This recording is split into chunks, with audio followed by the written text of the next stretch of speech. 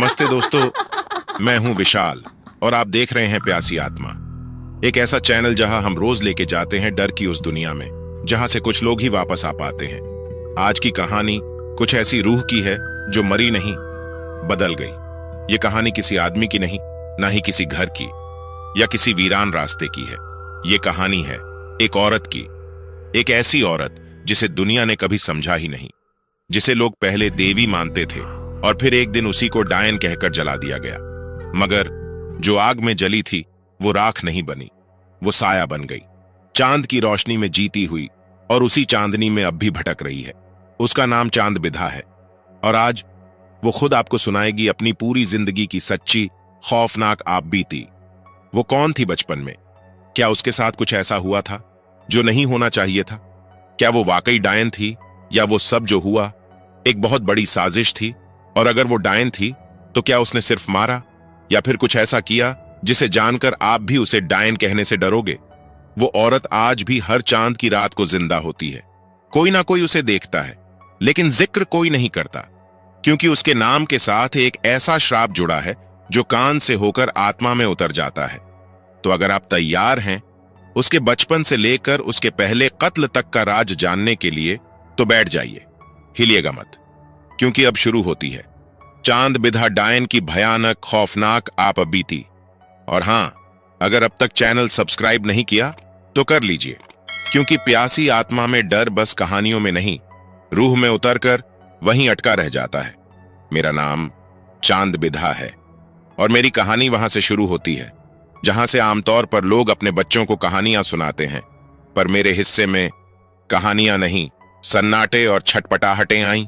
मुझे नहीं पता मेरी असली उम्र क्या है, लेकिन मुझे इतना याद है, जब मैं 5 साल की थी, मेरी मां ने एक दिन मुझे आईने से दूर कर दिया था और बोली, तू अब अपनी आंखों में झांकना बंद कर दे, वहां कुछ और दिखने लगा है। मुझे समझ नहीं आया उस वक्त, लेकिन उसी दिन पहली बार मेरे सिर के बाल अपने आप जलने लगे थे। घर के कोने में रखा वो पुराना झूला जो बरसों से हिला तक नहीं था, अचानक वो धीरे धीरे हिलने लगा। मां की आंखें डर से फैल गई थीं। उसने मुझसे कुछ नहीं कहा, बस मेरी आंखों में देखा और दहलीज के बाहर मिट्टी की रेखा खींच दी। मैं उस रेखा को समझ नहीं पाई, लेकिन उस रात जब सब सो गए तब मैंने पहली बार अपने कमरे में किसी को चलते हुए देखा। न दरवाजा खुला था, न कोई खिड़की, पर वो चीज मेरे बिस्तर के पास तक आ गई। उसके पांव नहीं थे, लेकिन वो चल रही थी, और जब वो मेरे करीब आई तो उसकी सांसें मेरे कान के अंदर उतरती चली गईं। किसी ने धीरे से कहा, तेरा नाम चांद बिधा नहीं है, तेरा नाम अब कोई नहीं लेगा। अगले दिन सुबह मां ने मुझे देखा तो मेरी आंखें पूरी काली हो चुकी थीं और वो झूला अब उल्टा लटक रहा था, रस्सी किसी के गले जैसी कस चुकी थी। लेकिन मां कुछ नहीं बोली, बस एक लंबा धागा मेरी कलाई पर बांधा और बोली, अब तू घर में अकेली नहीं है। उस दिन के बाद हर रात कुछ आता था, मेरी छत पर चलता था, नीचे उतरता था और मुझे छूकर वापस चला जाता था। मैं किसी को कुछ नहीं कह पाती थी, क्योंकि मेरी जुबान रात होते ही बंद हो जाती थी। मां धीरे धीरे चुप होती चली गई। पिताजी तो जैसे मुझे देखना भी छोड़ चुके थे। और फिर एक रात मैंने मां को खुद से बातें करते हुए देखा, लेकिन वो कमरे में अकेली थी। वो बार बार कह रही थी, हमने जो किया था वो अब लौट कर आया है, हमसे गलती हो गई थी। मैं समझ नहीं पाई हम कौन थे और क्या किया था। लेकिन बस कुछ ही दिनों बाद मेरे घर के पास की नदी में एक लड़की की लाश मिली। उसका चेहरा मेरी तरह था, बिल्कुल मेरी तरह। लोग बोले, गांव में डायन आ गई है, मगर मुझे अब भी नहीं पता था मैं कौन थी और मेरे अंदर कौन रहता था। नदी में जो लाश मिली थी उसे देखने मैं नहीं गई थी, लेकिन जिसने देखा उसने मुझसे नजरें मिलाना बंद कर दिया। मां ने कहा, घर के बाहर मत निकल, अब तुझसे मिलकर लोग कुछ भूलने लगते हैं। मुझे समझ नहीं आया कौन सी बात भूल रहे थे लोग, लेकिन सच ये था, गांव वाले मुझे अब नाम से नहीं बुलाते थे। वो लोग बस मेरी परछाई से बचकर चलते थे। एक रात जब मैं अकेली आंगन में बैठी थी, तभी पीछे से किसी ने धीरे से मेरी गर्दन को छू लिया। वो कोई इंसान नहीं था, वो स्पर्श न गर्म था न ठंडा, बस ऐसा था जैसे हवा का टुकड़ा हड्डियों को चूम जाए। मैं पलटी, कोई नहीं था, मगर मेरा गला लाल पड़ गया था, जैसे किसी ने जकड़ रखा हो। उस रात जब मैं अंदर कमरे में गई तो दीवार पर किसी ने कीचड़ से कुछ लिखा हुआ था, अब तू पूरी हो गई है। मैंने मां को बुलाया, वो आई नहीं, बस दरवाजे के पास खड़ी रही और कहा, मैं अब तुझसे नहीं आ पाऊंगी। मैंने पूछा, क्यों? मां की आंखों में आंसू नहीं थे, सिर्फ एक थकान थी। उसने कहा, क्योंकि तुझ में अब वो घुस आया है जिसका नाम लेने से जुबान सूख जाती है। उसी रात पहली बार जब मैं आईने के सामने गई तो मेरी परछाई ने मुझसे पहले मुस्कुरा दिया। मैंने कुछ नहीं किया, बस अंधेरे में उस मुस्कान को देखा और महसूस किया कि अब मेरे अंदर कुछ और भी है, कुछ ऐसा जो रात के तीसरे पहर में मेरे कान में फुसफुसाता था। कुछ दिन बाद गांव का एक लड़का जो अक्सर मेरे पीछे आता था, वो अचानक गायब हो गया। लोग बोले, उसने जंगल में खुदकुशी कर ली, लेकिन मैंने उसकी परछाई अपने आंगन में देखा था। वो मेरी छत से लटक रहा था, लेकिन उसकी लाश कहीं नहीं थी। तब मां ने मुझे खींचकर मंदिर में ले जाना चाहा, लेकिन जैसे ही पंडित ने मेरे माथे पर राख लगाई, मेरे होंठों से खुद ब खुद एक अजनबी जुबान में मंत्र निकला और मंदिर की दीवार पर एक दरार पड़ गई। सब भाग गए। उस दिन के बाद किसी ने मेरा नाम नहीं लिया, लेकिन मेरा नाम मुझे हर रात सुनाई देता था, किसी अनजानी आवाज में जो मेरे कान के अंदर सांप की तरह सरसराती थी। और एक रात जब चांद पूरा निकला था, मैंने पहली बार किसी को जलते देखा। वो मेरे बिना छुए जल रहा था। मैं चीखी नहीं, मैं भागी नहीं, मैं बस देखती रही, क्योंकि मुझे वो सब अच्छा लगने लगा था। जिस रात वो आदमी जला था, मैं चुपचाप अपनी झोपड़ी के पीछे बैठी रही, और जब उसकी चीख गूंज रही थी, मेरे अंदर कुछ धड़क नहीं रहा था। मेरी मां मेरे सामने अब नहीं आती थी। वो मेरी आहट पाकर खुद को कहीं बंद कर लेती थी। और फिर एक दिन गांव के बाहर वाले पीपल के नीचे एक अजनबी बैठा मिला। उसके माथे पर भभूत थी, गले में नींबू की माला और आंखों में वो चमक जो इंसानों में नहीं होती। वो सीधे मेरे दरवाजे पर आया, बिना दस्तक दिए, बस मेरे घर के बाहर खड़ा रहा और बोला, मुझे चांद बिधा से बात करनी है। मां कांपती हुई निकली। उसने कहा, मत खोलो दरवाजा, ये तांत्रिक है, इसे सब पता होता है। मगर दरवाजा खुद ब खुद खुल गया और मैं सामने आ गई। तांत्रिक ने मुझे देखा और धीरे से मुस्कुराया, फिर बोला, तेरे रगों में जो है वो खून नहीं है, वो पिघली हुई चांदनी है जो अब काली पड़ चुकी है। मैं कुछ नहीं बोली। उसने जमीन से एक मुट्ठी राख उठाई और मेरे पैरों पर डाल दी। राख जलने लगी। वो जमीन की ओर मुंह करके कुछ बुदबुदाया और तब मेरे कमरे की दीवारों से किसी बच्चे की हंसी गूंजने लगी। वो हंसी जैसे किसी ने खिलौना तोड़ा हो और अब उसके अंदर का डर बाहर गिर रहा हो। मां ने हाथ जोड़ लिए और बोली, इसे ले जा या इसे बांध दे, इससे पहले कि यह पूरा गांव निगल जाए। तांत्रिक ने मेरी ओर देखा और कहा, यह अब कोई लड़की नहीं, ये एक दस्तावेज है जो शाप बनकर जन्मा है। मैंने उससे पूछा, अगर मैं ये सब नहीं चाहती तो फिर ये मेरे साथ क्यों हो रहा है? तांत्रिक कुछ पल चुप रहा और फिर बोला, क्योंकि तू ही वो दरवाजा है जिसे कभी खोला ही नहीं जाना चाहिए था। उस रात तांत्रिक ने मेरे कमरे में एक गोल आकृति बनाई। उसमें राख, नींबू, बाल और किसी जानवर की हड्डियां रखीं और फिर मुझे कहा, इस घेरे से बाहर मत निकलना, चाहे जो भी आवाज सुनाई दे। मैं उस घेरे में बैठ गई और तभी कमरे की दीवारें हिलने लगीं, छत से कीड़े गिरने लगे और एक झूलते हुए पैर दिखाई दिए जो हवा में तड़प रहे थे। फिर दीवार पर कुछ लिखा उभरा, तू अब मेरी है। तांत्रिक ने मंत्र तेज किए, लेकिन तभी बिजली चली गई और कमरे में जो लौ जल रही थी वो काली पड़ गई। जब लौ दोबारा जली, मैं अकेली थी। तांत्रिक गायब था, लेकिन कमरे की दीवार पर राख से लिखा था, मैं फिर आऊंगा जब तेरे अंदर की वो पूरी जाग जाएगी। और उसी वक्त मेरी छाया आईने से बाहर निकलकर मेरे सामने खड़ी हो गई। जब मैंने अपनी परछाई को आईने से बाहर आते देखा तो पहली बार ऐसा लगा जैसे मेरी खाल के नीचे कोई और सांस ले रहा हो। वो परछाई मेरी जैसी थी, लेकिन उसकी आंखों में पुतलियां नहीं थीं, सिर्फ गहराई थी। एक ऐसी गहराई जिसमें कुछ भी झांकता नहीं, डूबता है। वो मेरे चारों तरफ घूमी और आईने में वापस चली गई, लेकिन जाते जाते मेरी आंखों में कुछ डाल गई।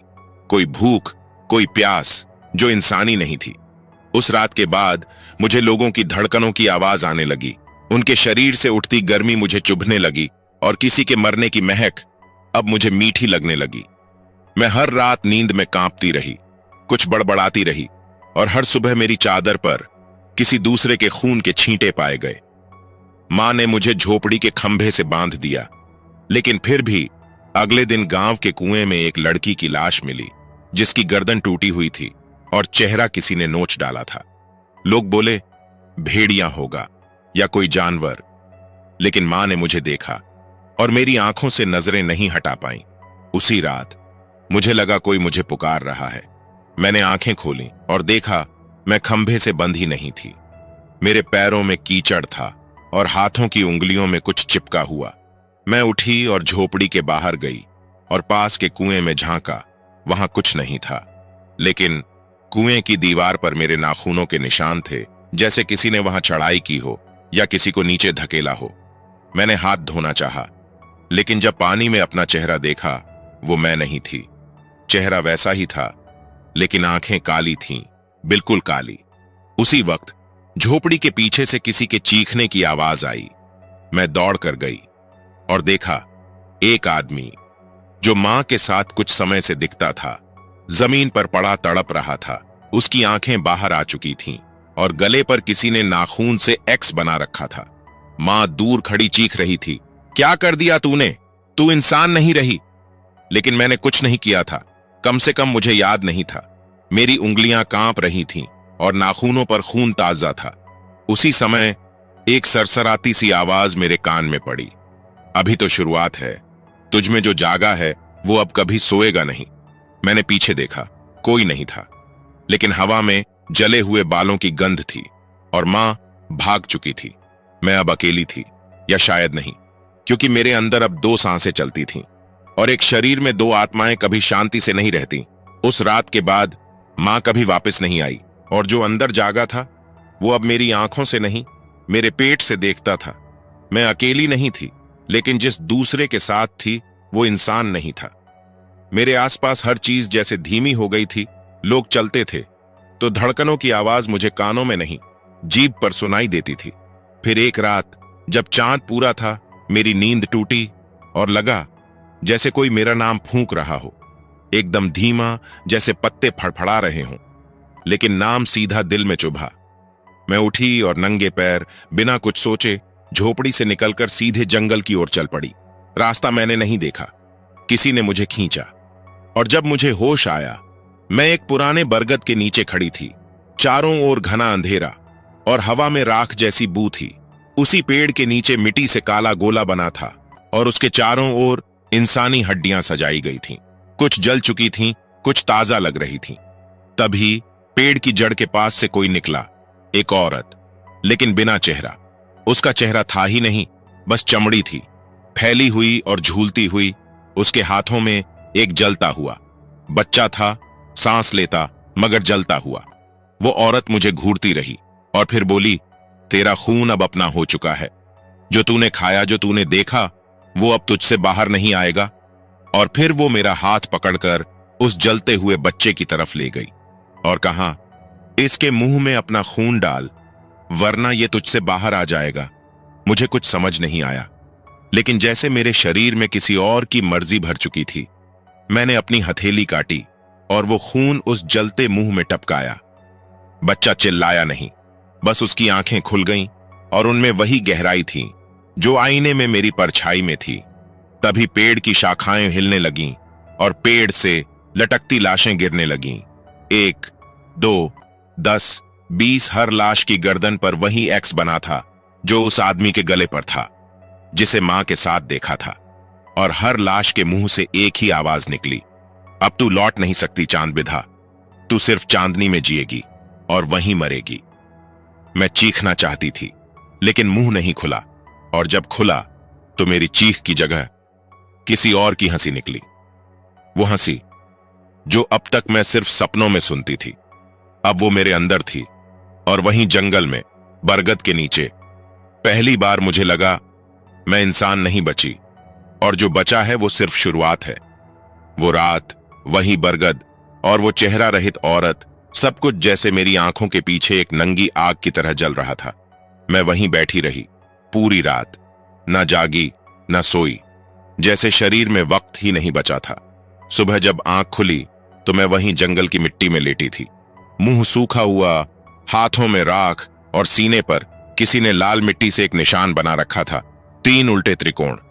मैं उठी, बिना कुछ बोले, बिना कुछ समझे सीधे गांव की ओर चल दी।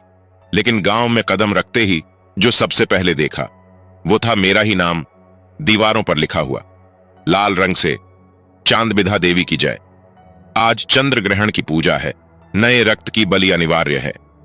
मेरी आंखें फैल गईं, लेकिन अजीब बात, डर नहीं लगा। गांव की औरतें मेरे पास आईं, कोई मेरे पैर छू रही थीं, कोई मेरी आंखों में देख रही थीं, और सब एक ही बात दोहरा रही थीं, आप बच गईं देवी, बरगद ने आपको स्वीकार लिया। मैं कुछ बोलना चाहती थी, लेकिन गले से आवाज नहीं निकल रही थी।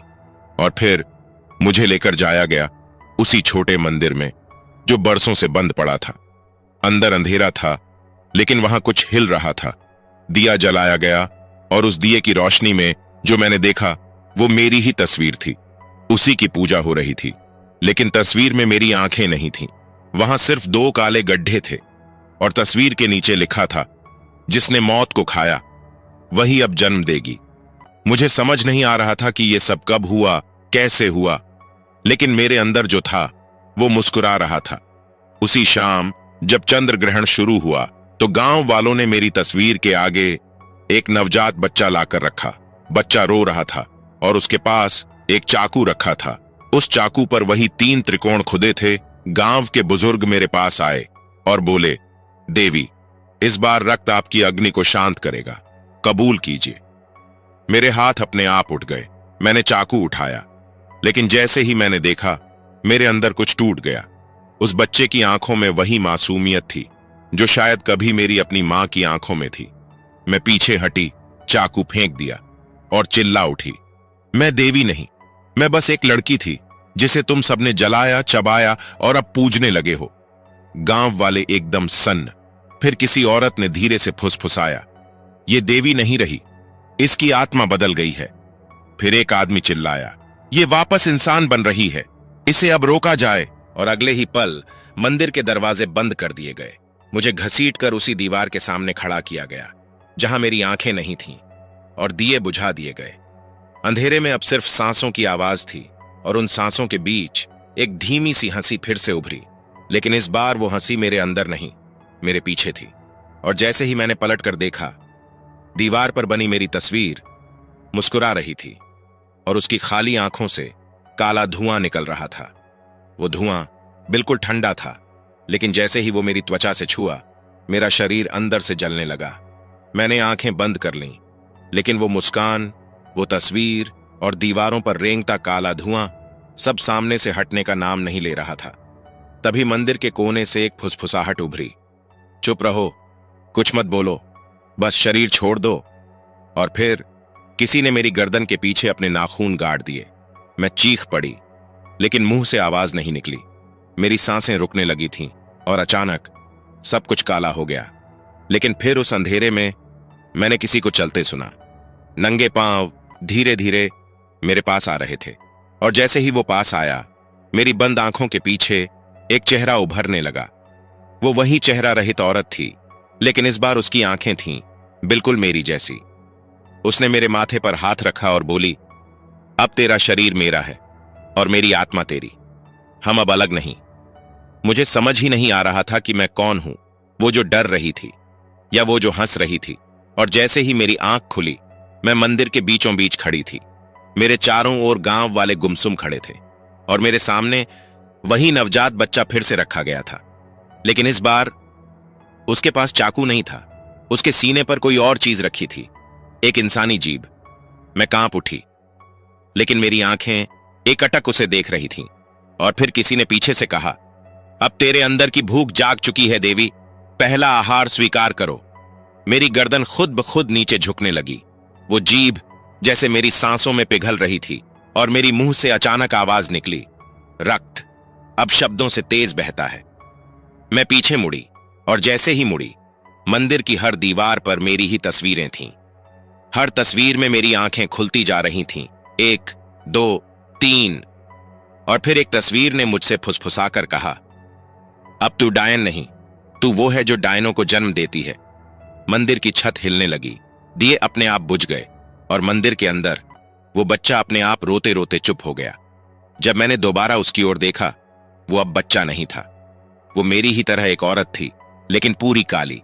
उसकी आंखें लहू से भरी थीं और वो मुझे देखकर मुस्कुरा रही थी। और तभी मंदिर के दरवाजे अपने आप खुल गए। पूरा गांव बाहर खड़ा था, लेकिन सबके चेहरे झुलसे हुए थे। किसी की आंख नहीं थी, किसी के मुंह पर चमड़ी नहीं थी, और सब एक साथ बोले, तू अब अकेली नहीं चांद बिधा, अब तू वंशज है उस रक्त की जो कभी नहीं सूखता। उस पल मैंने पहली बार अपने अंदर कुछ और को जन्म लेते महसूस किया। कोई मेरे भीतर से निकल रहा था, ना इंसान ना औरत, सिर्फ एक चीख जो सदियों से सोई थी। वो चीज जो मेरे अंदर से निकली, वो मैं थी, लेकिन फिर भी वो मैं नहीं थी। वो अंधेरे में पिघली कोई साया थी, जिसकी आंखें थीं, पर उनमें कोई पुतलियां नहीं थीं, सिर्फ घूरती हुई खाली जगह। और उस साये ने मेरे कान में धीरे से कहा, अब तू मेरी नहीं, मैं तेरी हूं। तभी मंदिर की दीवारें अपने आप कांपने लगीं, फर्श से लाल पानी रिसने लगा और चारों ओर बच्चों की चीखें गूंजने लगीं। लेकिन मंदिर में कोई बच्चा नहीं था। ये वो बच्चे थे जिनके नाम कभी इस गांव की जुबानों पर भी नहीं आए, जिन्हें कभी जन्म लेने ही नहीं दिया गया। और उन चीखों के बीच मैंने देखा, मेरी परछाई अब मुझसे बड़ी हो चुकी थी। वो दीवार से उतरकर मेरे ठीक सामने खड़ी थी और उसने मेरे गले में वही जीभ लपेट दी जो पिछले जन्म में मैंने अपने पहले शिकार से निकाली थी। मेरे हाथ कांपने लगे, लेकिन शरीर पीछे नहीं हट रहा था। मैं अब अपने ही डर में कैद थी। तभी किसी ने मंदिर के बाहर से चिल्लाया, चांद बिधा, मत कर, वो तुझे खा जाएगी। मैंने जैसे ही बाहर देखा, वो मेरी पहली मां थी, वही जो बचपन में कुएं में गिरकर मर गई थी। लेकिन अब उसके हाथ उल्टे थे और चेहरा गर्दन के पीछे उग आया था। वो भागी मेरी ओर, लेकिन जैसे ही मंदिर के अंदर आई, उसकी चमड़ी सुलगने लगी। वो जोर से चीखी, इस मंदिर को छोड़ेगी तो तेरी आत्मा बच जाएगी, नहीं तो तुझे भी वो बनना होगा जो कभी तूने देखा तक नहीं। लेकिन तब तक बहुत देर हो चुकी थी, क्योंकि मंदिर की छत अब खुल चुकी थी और आकाश से किसी और जन्म का खून टपकने लगा था। मैंने हाथ ऊपर उठाए और वो खून मेरी हथेलियों पर नहीं गिरा, सीधा मेरी आंखों के अंदर चला गया। और जब मैंने फिर से देखा, सामने एक बड़ा शीशा था, लेकिन उसमें मैं नहीं, एक 100 साल पुरानी चांद बिधा दिख रही थी। वही जिसके लिए कहा जाता था उसने अपनी ही मां को खा लिया था। और वो शीशे से निकलकर बोली, अब तू मेरी दूसरी जान है और अब हम दोनों एक साथ उस बलि को लेंगे जो सदियों से टली है। तभी मंदिर के फर्श पर कुछ सरकता दिखा। वो एक अधजला इंसान था, जिसने डरते हुए कहा, मुझे मत ले जा, मैंने कभी किसी को नहीं मारा। लेकिन मैं कुछ सुन नहीं पा रही थी, क्योंकि अब मेरे कानों में सिर्फ एक ही शब्द गूंज रहा था, खून। और फिर मेरी सांसों से वो साया फिर से बाहर निकला। इस बार उसका आकार और बड़ा था। वो मंदिर की दीवारों से टकरा रहा था और हर टकराहट पर किसी के नाम की चीख निकलती थी। जब मंदिर की आखिरी दीवार भी टूट गई, तो सामने वो कुआं दिखा जहां बचपन में मैंने अपनी बहन को धक्का दिया था। और अब उस कुएं से वो बहन बिना आंखों के बाहर आ रही थी।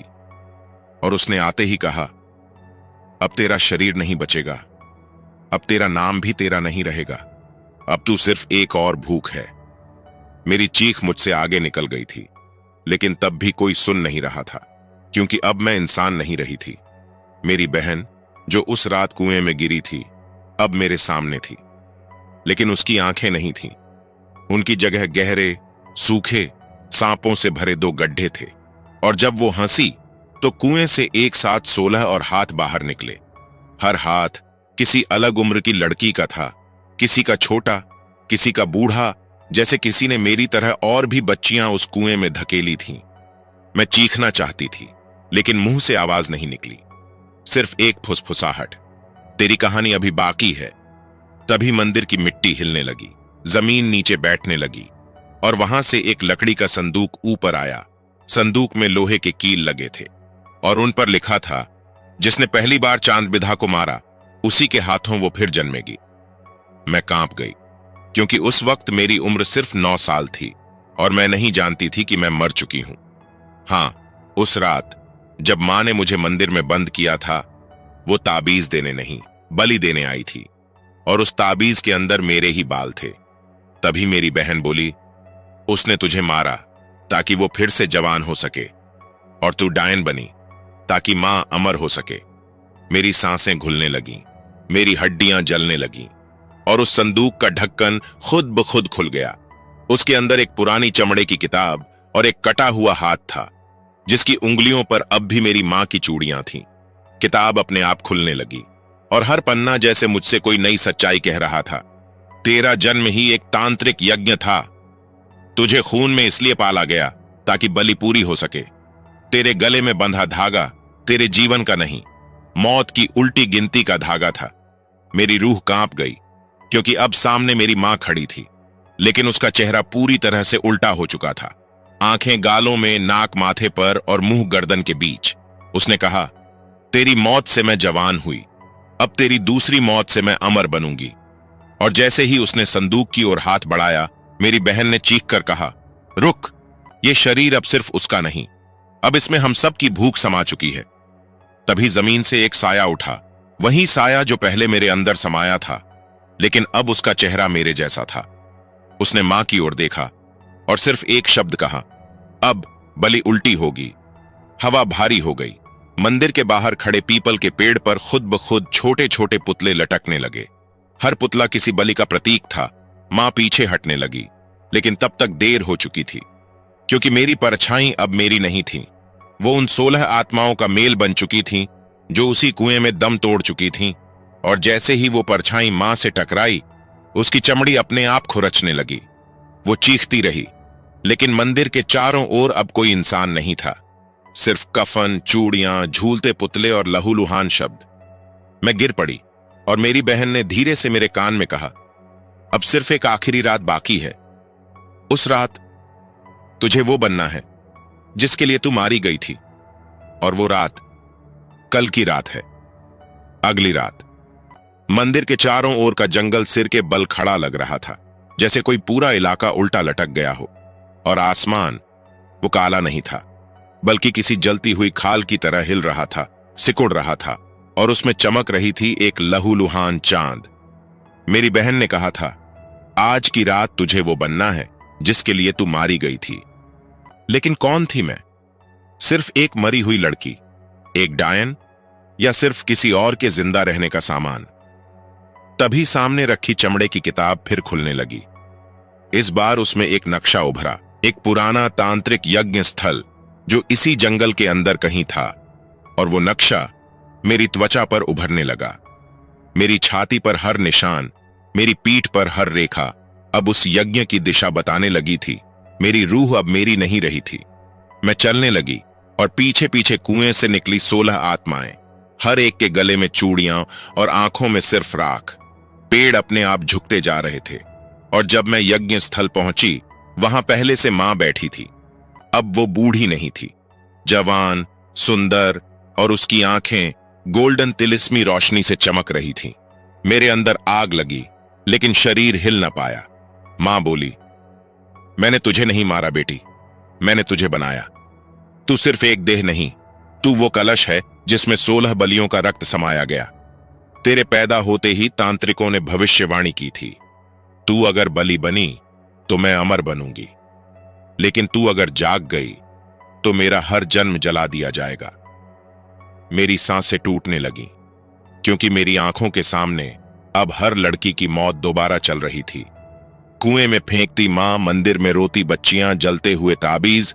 तभी बहन की आवाज आई, अब उठ, अब तेरा बदला नहीं, तेरा जन्म होना है। मैं जमीन पर झुकी और उस यज्ञ की राख अपने माथे पर लगाई। तभी हर आत्मा मुझ में समाने लगी। मेरी हड्डियां छटकने लगी, मेरी चमड़ी उलटने लगी, और बाल अपने आप सफेद हो गए। लेकिन शरीर डायन का नहीं था, ये तो एक देवी और राक्षसी के मेल जैसा कुछ था। अब मैं सिर्फ चांद बिधा नहीं थी, मैं उस हर बलि की अधूरी चीख थी, मैं उस श्राप की पूरी हुई आग थी। मां ने मुझ पर ताबीज फेंका, लेकिन वो राख बन गया। फिर उसने मंत्र पढ़े, लेकिन शब्द उलटकर उसकी जबान पर घाव बन गए। मैं धीरे धीरे उसकी ओर बढ़ी और बस इतना कहा, अब अमर तू बनेगी, लेकिन एक कैद में। और जैसे ही मैंने हाथ उठाया, मंदिर की दीवारों से खून की धारें निकलने लगीं। मां जमीन में धंसने लगी। उसके पैरों से लेकर चेहरे तक हर हिस्सा जलने लगा और वो चिल्ला रही थी, मैंने तुझे जन्म दिया था चांद बिधा। मैंने कहा, नहीं, तूने सिर्फ बलि तैयार की थी। और फिर सब कुछ काला हो गया। जब होश आया, मैं अकेली थी। जंगल था, मंदिर राख बन चुका था और सामने वही संदूक पड़ा था, लेकिन अब वो खुला नहीं। उसके ऊपर बस एक हाथ से लिखा गया था, जो देवी बनती है वही सबसे पहले डायन कहलाती है। अब मैं कहां हूं ये मत पूछो, सिर्फ इतना जान लो, कभी अगर तुम्हें सपने में कोई सफेद बालों वाली लड़की दिखे जो नाम पूछने पर सिर्फ इतना कहे, मुझे चांद बिधा कहां गया, तो समझ लेना कोई बलि अधूरी रह गई है। ये थी चांद बिधा डायन की भयानक खौफनाक आप बीती। एक ऐसी डायन की दास्तान जो खुद डायन नहीं बनी, बल्कि बना दी गई। कुछ कहानियां कभी नहीं मरती। वो लोगों की यादों में नहीं, बल्कि उनके बच्चों की आंखों में पलती हैं। जिन आंखों में रात को अचानक किसी बुजुर्ग औरत का चेहरा उभर आता है, जिसकी गर्दन मुड़ी हुई होती है और जिसके बाल जमीन तक लटकते हैं। कहानी खत्म नहीं हुई, वो बस अब तुम्हारे सपनों में घुल गई है। अब ये सोचो, जब अगली बार तुम आईने में देखो तो उसमें जो चेहरा दिखे, क्या वो तुम्हारा होगा? अगर तुम्हें चांद बिधा की ये आप बीती कुछ पल के लिए भी तुम्हारी अपनी परछाई से डरना सिखा गई हो, तो प्यासी आत्मा चैनल को सब्सक्राइब करना मत भूलना, क्योंकि अगली बार हम मिलेंगे किसी और अधूरी आत्मा से